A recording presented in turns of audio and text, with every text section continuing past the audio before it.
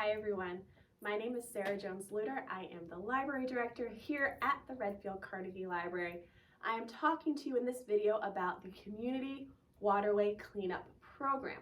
That program is in pages 215 to 216 of your CSLP manual. Now this program is super easy, super simple to put together, and super versatile. Now we kind of have this as an adult program, but it can be a teen program, a tween program, a family program, it can be young adult, it can be retirees. All ages can take part in this program, which makes it great. It also has very little prep work, very low cost. So I love it. Now what is the Community Waterway Cleanup Program? In this program, you are going to find a local waterway and clean it up, like the name says.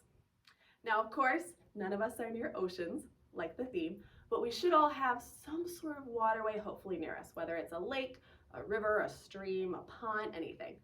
So that is what you're gonna go clean up.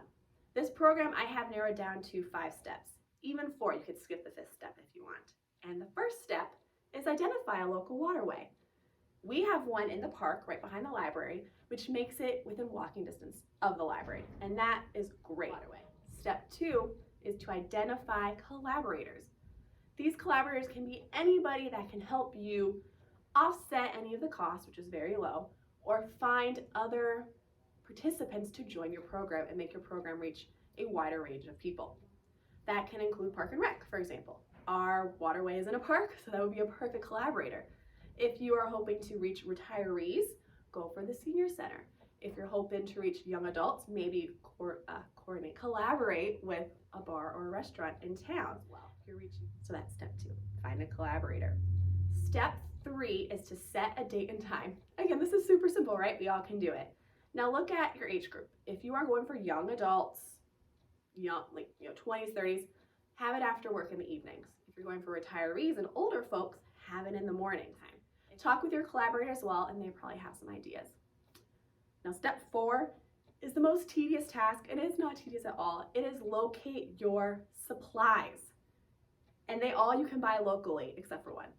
And I highly recommend buy them locally. Yes, we do have links for Amazon, which is easy, but I bought all mine at Ace, except for the one. So what supplies do you need? Well, the first thing you need is a trash bag. Now, if you have recycling in your local area, we do not, but if you do, have another trash bag that is a different color specifically for recycling. That way you can incorporate saving the waterway with recycling. So you have your 2 bags. Now for my group, we're just gonna have the trash bag. And again, you can buy that at Ace at your local place. The next supply you will need are gloves.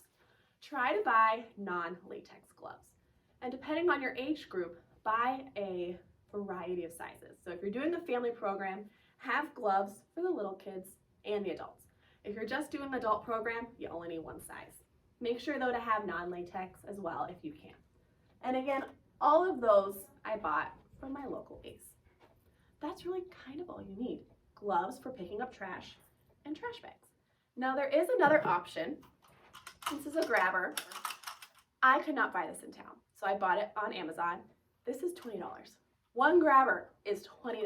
So buy 1 or 2 just to be inclusive, but the gloves will work fine. And that is all the supplies you need. Again, super cheap, super simple, other than the grabber, and you can buy it all local. Now, I said this program is versatile, and it is, because you can add food involved. People love food. Add food. If it's a young adult group, collaborate with that bar or restaurant, meet up at the bar after and have some drinks. If it's a family program, have a potluck. If it's retirees, have coffee afterwards. Have food that will really encourage people to come. And that was step 4, supplies and food. Step 5 is optional, but highly recommended if you really want to make this a learning program, and that is have a guest speaker.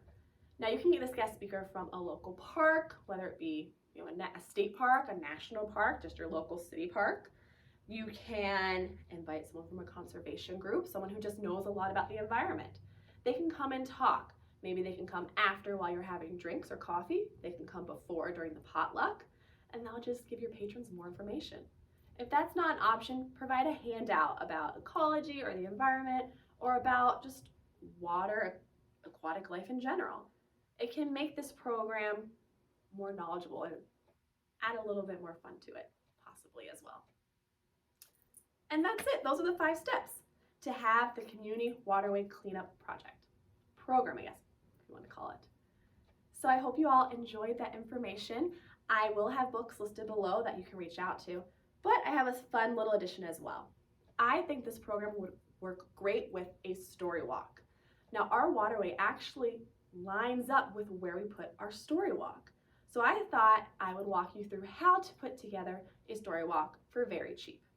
Now, if you don't know what a story walk is, it is simply a picture book that you take apart and you put each page along a walkway. That way families can walk and read a book at the same time. It's a great program. We've done it 3 years in a row. We're going to do it again this year. These are all the supplies you will need for the story walk. You want 2 copies of a book. You'll need a hair dryer. If you're laminating yourself, you will need contact paper and scissors. I always put mine on yard signs in the park, so here you need yard signs and Velcro and a stand. And that is all you need for your story walk. Now I'm going to walk you through the actual steps for putting it. I recorded myself making my story walk. The first thing you need to do is to remove the pages from the book. You basically have to destroy the book to then create your story walk. And you do need 2 copies. In order to do that, you need to use heat. I use a hair dryer. The heat will dissolve the glue that holds the book together. That way you can remove the pages and separate the pages. This is not time consuming, but it can be kind of scary at first.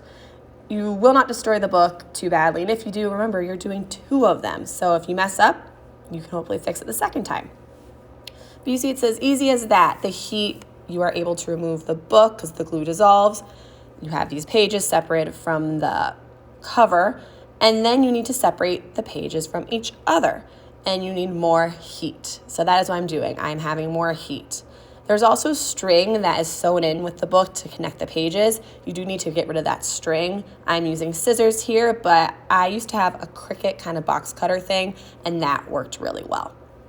So you keep applying heat, and the book will eventually separate. Watch out for your hands, can get hot, but you'll see here, there you go. I was able to do it, and I have 2 different sections. Again, you keep separating the pages.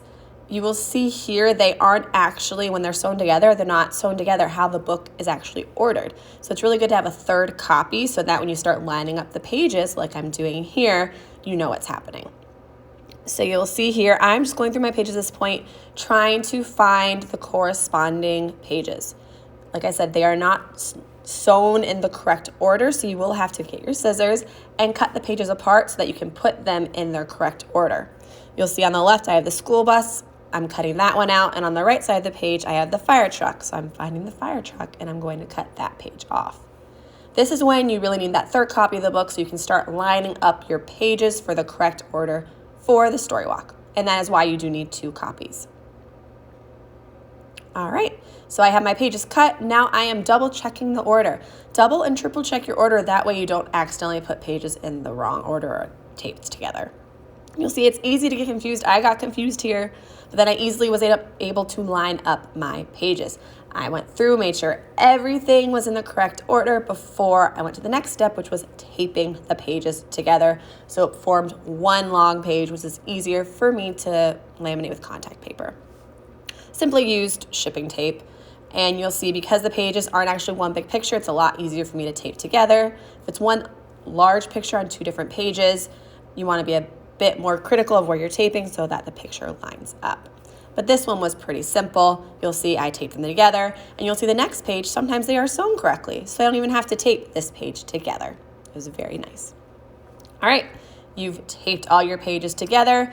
You can be done at this point. If you're putting them in windows, you're done. You can simply put them in the windows along Main Street, along the library. If it's indoors, you're fine. If you have a laminator, use it, great. We do not. So that is why we use contact paper, because it is going outside. This is the most time-consuming part because they are such big pages. It takes quite a few hours, just giving you a heads up. But you'll see here, I'm getting my big piece of contact paper so I can put my StoryWalk picture on the contact paper. I'm doing that for the weather. You want to make sure it is safe from the weather, and having contact paper on both sides with a thicker border protects your paper. I've done it before through wind and rain and it works well. Use that little orange thing to get out any bubbles. Bubbles is what puts water in. And then you cut around the edges. Like I said, you're going to get there. You're going to want to leave a big border so that the rain doesn't get in. And this is how we laminate because we do not have a laminator and we don't really have a place in town we can go and laminate. Contact paper works just fine. People have said it looks good. No one has complained that it looks cheap, so it really does work. So here you are. I'm cutting it apart, and then I'm going to Velcro it onto my yard sign. Again, this is optional. This is what we do. Use your Velcro, your indoor, outdoor, high quality Velcro it on the yard sign, and you're done. Just keep doing it with all the pages, and you will have a StoryWalk in your park for super cheap. I hope this helps. I hope you enjoyed the video, and go make a StoryWalk.